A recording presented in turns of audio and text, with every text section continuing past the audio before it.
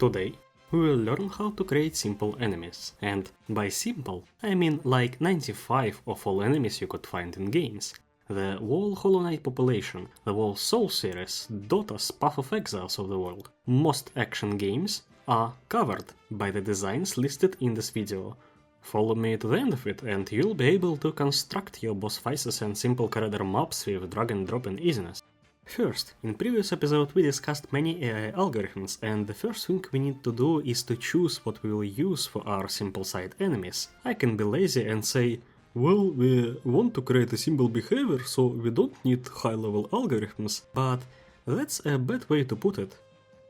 A smarter side enemy phantom in Soul series knows several melee attacks, several spell attacks, can kite you and can follow you through location. Not so simple of a behavior, so what gives me the right to call it a simple enemy AI? The much better way to pronounce the phrase is we don't need the tools that high-level AI algorithms bring to the table to implement that enemy. Let's filter our options. First question: does our enemy plan anything into the future? The answer is no. We maybe can say it quotes plans its way towards us when pursuing, but that's not real planning, that's just a navigation task. It's done by a navigation mesh or something similar. Our AI makes its decision in a current moment for the current moment. That crosses out algorithms that peer into the future, GOPs and task nets of the world, anything that estimates a path in a graph. Now, is decision mechanism of our AI discrete, or it has a more intricate parameters with float precision and non-linear relations? It is discrete. It has low amount of input variables for its decisions, and they mostly are booleans or static comparisons between a value and a threshold. This crosses out all the algorithms that tweak fractional coefficients with high precision and or optimize them. Everything neural, evolutionary, utility-based response curves, any attempt to describe feelings and emotions, all these things go away. What's left is a number of architectures representing the simplest AI behavior, practically a bot. Then I would also cross out an option of an unstructured script filtering out by question, do we respect ourselves? Plus I already did an unstructured enemy in the end of the previous video in the series. From now on, the choice is honestly up to you. For me it's obvious. I adore state machines and I don't like tree traversal, so I will review an SFM approach. And disclaimer, I will distribute the code for the project, but when you'll open it, you'll find 1,000 lines codebase of something unrelated. This is the codebase of the character controller series, and you can completely skip it if you want. It just works. However, I will often recall it to do some parallels and comparisons, so if you're interested, check it out. I have a 6-minute version in this video and a longer hour version as a playlist. Now let's build a state machine. People who watch controller series will probably recognize the structure, but don't rush with conclusions. No Vietnam flashbacks, please. Character controller state machine is a product of fine engineering and industrial scope solutions. This is due to necessity to correctly withstand a pressure of a human individual who can potentially change their plan of actions each frame. Enemies' state machines won't be half as complex as players' one, that is due to decision points. Most of enemies' actions are lingering actions. This means that we invoke transition logic rarely when one action ends and we need to decide what's next. Here's how it will work. We have a node that contains the states of the state machine and supports its lifecycle. Its children will be nodes of type AI move. Let's create a base class for them. I name it so because I love to call all combat behavior of an entity as moveset. You can name it whatever you want. My state will have an update method that will be a heart of our behavior. It will be called on physics update frames. My states will also have two methods to execute on enter and on exit. Here's how the cycle of the container works. Every physical frame our character runs an update on its current state. Sometimes, though, we'll need to switch the state. In this case, we call the container to switch and then update on the new state. How to design things when you use state machine approach. Think in states. The core thought is entity is always in one of the states, every single frame. Look at it and think. Either that frame is a part of some already existing state, or we need to create another one. The biggest red flag for state presence is a lingering action, which also often accompanied by an animation. Use this advice and state machine's definition to scheme your designs. Honestly, from here on I believe that pretty much anyone can do the job, but the speed and the easiness of the process is the key to not lose your passion. How do you evolve to do that faster? Well, you consciously train yourself on pre-existing examples. Who would have thought? I am a fan of pen and paper as my design framework, but anything including your theater of mind will do. Grab your instruments and go into your favorite action game. First thing we do is we just list all available states of an entity we can see. Look at this bug. After some observations, I can conclude it has 3 states and 4 if we count def animations. These states are wandering, resting, and attacking. When we've broken down someone's design into states, we can recreate its transition logic. For each state, find to what state it can transition to, then suppose a mechanism and conditions that need to be met for this transition to happen. Here's what our bug does. A resting state can transition to both attacking and wandering. Wandering state can transition to both resting and attacking state can transition to all 3 of them, including attacking again. Let's break down its conditions then. After some time watching it, it seems that wandering and resting lengths aren't always the same to give this bug less robotic vibes, so on enter of wandering and resting states they decide for how long they will be played, then they force transition. This is the whole peaceful cycle, and to add attacking behavior here we need to check if we see the player. And that's pretty much the approach you will need till the end. To solidify, let's look at few more examples. Hollow Knight's first shooting enemy.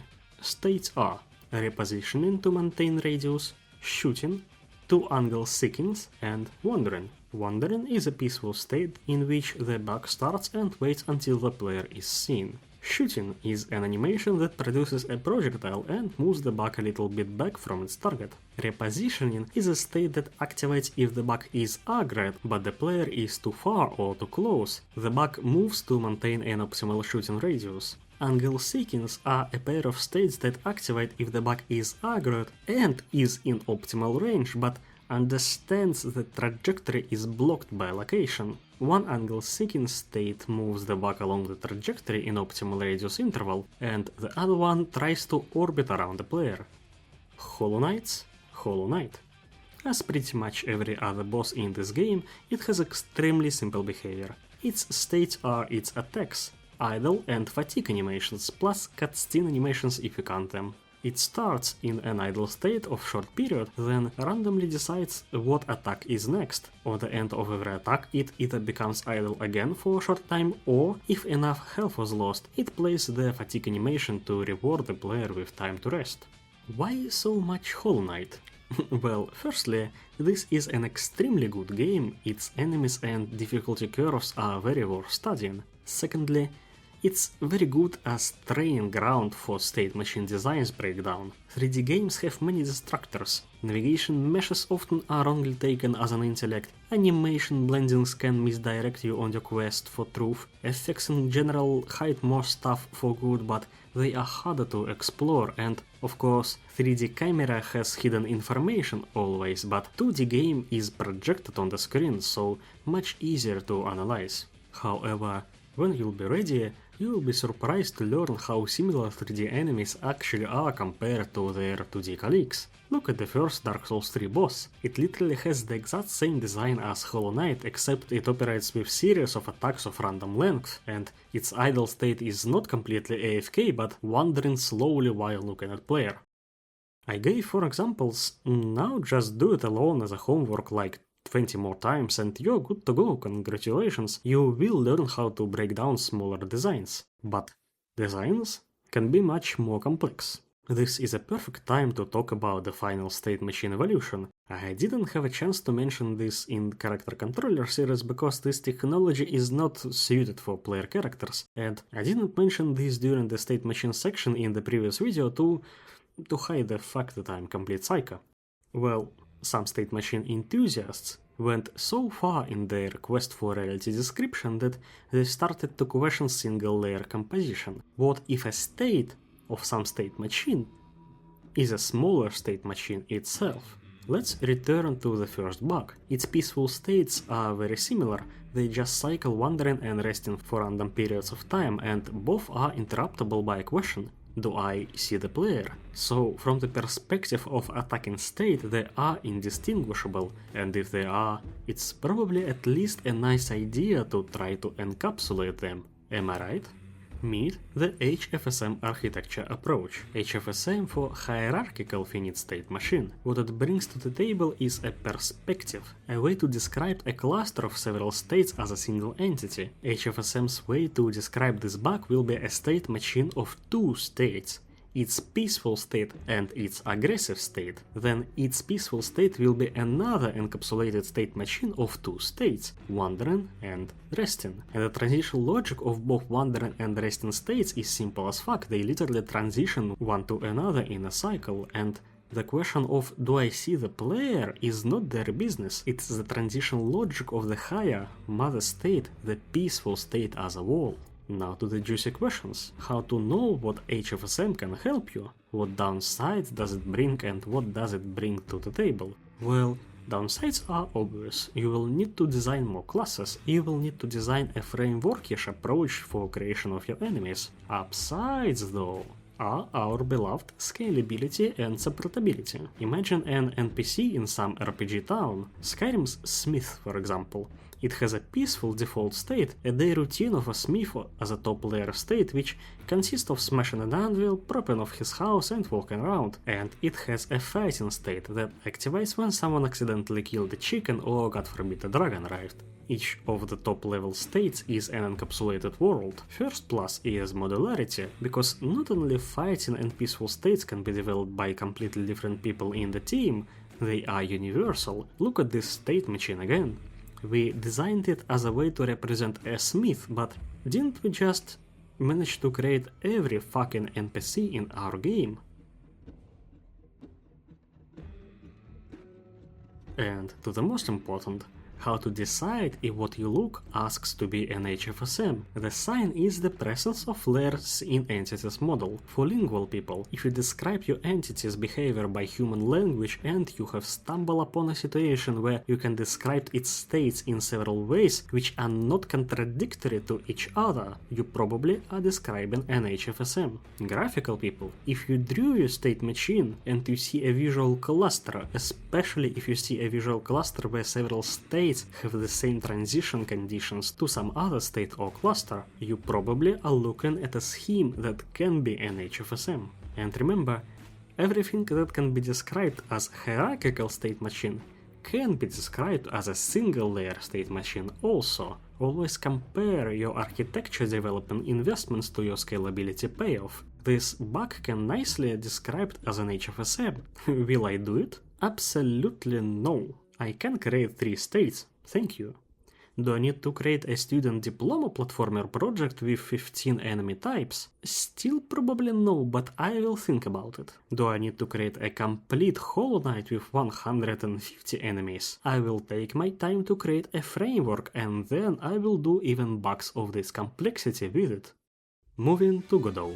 First, as an exercise, let's recreate our unstructured script mob with states design. As mentioned previously, it has 4 behaviors: idle, attacking, pursuing, and returning on guarded position. Idle's transition logic checks if the player is in sight. If positive, transition to pursuit. Pursuit checks if the player is in melee range and if the player is too far from the spawn point. First condition transitions us to attacking state and second to the returning state. Attacking state first checks if that attacking animation is ended. If not, it does nothing and waits. If positive, it can transition to pursuit, returning, or attacking again, depending on player's position. And finally, the returning state checks if the enemies around that guardian spot. Also, as a tribute to cringy 2010 practices, let's make the returning speed and animation boosted. Voila! Now, I want to discuss the subject of stripping visuals from simulation. Those who watched the character controller series know that I used a peculiar approach of completely dividing the skeleton of the character and its visual skin, like far away different scenes level of division. Each architectural decision is made with a reason in mind. Of course, I wanted to flex, but I can talk for 30 minutes of why I think it's correct. Enemies though, you absolutely can do it here as well, but look, we created this mob. It is a state machine, and it's pretty clean. Enemies in general are much more throwaway content than the literal player's avatar. If you want to divide visuals from skeleton, you will need a reason. If you know you need that scalability, if your game uses different sprites and models for one simulation skeleton, strip the visuals. It will be great, you will get more control, you can change them anytime, you can create a bunch of NPCs on one skeleton with just commissioning several models, etc. If you understand your enemy is unique, as for example Hollow Knight's enemies, a sprite pair behavior or Souls-like bosses, etc., why bother with additional work? I won't do it for this series. If you want, here's how it's done. You unpack the components of your GLB file with skeleton into different scenes. Then your visuals as an array mesh just needs a reference to the skeleton to snap to. Deliver it already in some node that is above of both visuals and the model. There is one hiccup in this pipeline.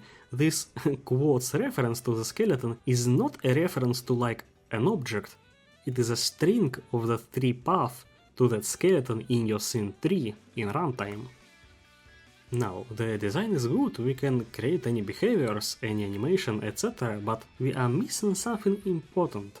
Some enemies have resources that several of their moves want to know, some have important cooldowns, some have even spellbooks and, of course, the elephant in the room, health and hitboxes. Without all these things, our enemy is not complete. The state machine itself is not enough. Let's teach it to interact. With my usual meticulousness, instead of showing how some feature can be implemented, I will show how to implement all the features in this world, and only then will I back up my words with an example. Here's how it works. First declaration. Every feature must be implemented in a way it is usable without any other feature in your plan. This is achieved by strict encapsulation and loose coupling. Ideally, we tie our features with export fields and maintain minimum fields interference, only codes between different layers. Second declaration. New functional must be implemented with new code addition and must not be implemented with old code changing. This is one of solid principles called open-closed. Here's how it will look. Our enemy will slowly get more and more scenes inside its tree. Our main mechanism, our heart, is the state machine and its states, but those states often want to interact with other layers in your enemy, and we will generally achieve this by having an export field for other layers in the state machine container and set the fields for our moves already.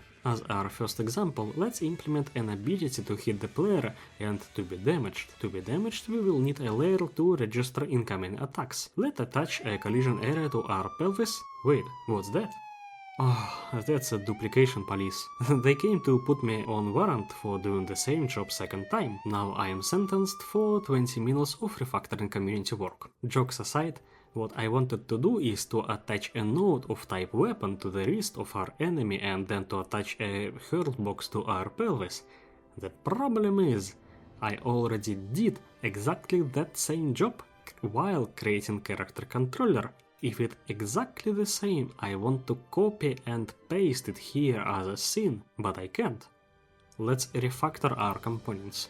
Firstly, this construction, a bone attachment, then a 3D node, then a weapon. Pretty good, let's recreate it. And then, as I said previously, we will create and fill the export field in the state machine, then set these values in children states. Now, in the base AI move, we will add some new functional to use with our weapons. These methods are activating and deactivating the hitbox of our weapon for it to hurt or not to hurt, depending on timings.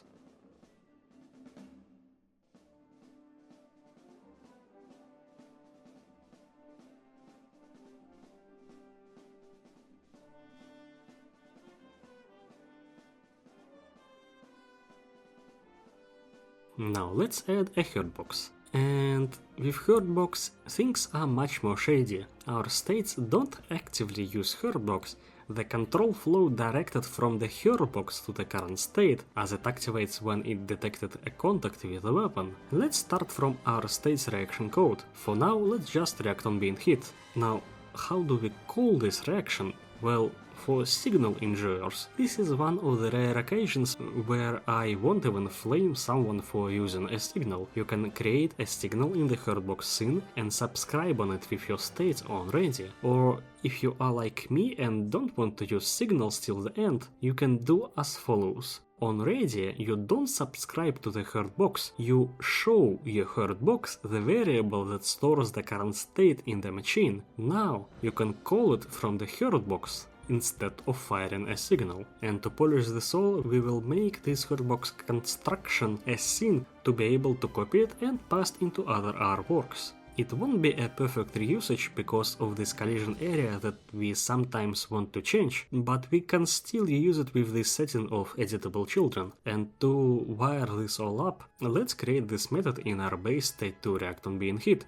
As we don't have HP pool yet, just drop a debug message. Test? Works.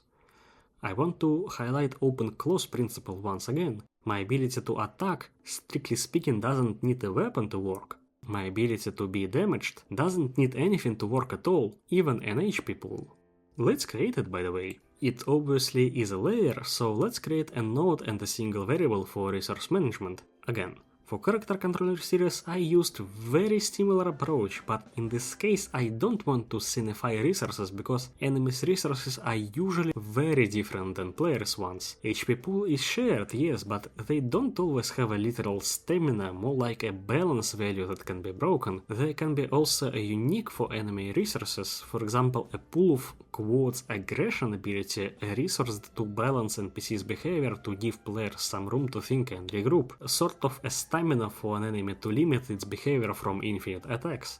So to create an ultimate pluggable resources scene we will need to sweat too much. If you aren't in an RPG, don't do it. As previously, two setter methods for losing and gaining HP, and again this HP variable ideally mustn't be touched outside of resources class. If our state wants to gain or lose some HP, it doesn't change the value.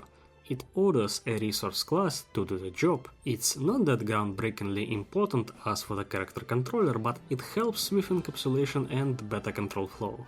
And now I understood I forget something. If you have an HP pool, that means we can die, so let's create a dying state real fast. It will play an animation, then respawn after 3 seconds. And that's a simple enemy, my friends, but it has a clean, scalable architecture, and it can be morphed into anything you want. As my systems are independent from skeleton and its skin forms of existence, feel free to steal and readapt this code with your own models and pipelines. It will work. Also, I don't know how exactly 2D sprites and animation work with Godot, but something tells me this whole system can be pushed into 2D with minimal changes. So congrats, I guess. This is literally enough to create whole population of Hollow Knight or easier side 3D games. Smarter enemies and bosses need a more intricate approach though, and that will be the focus of the next episode.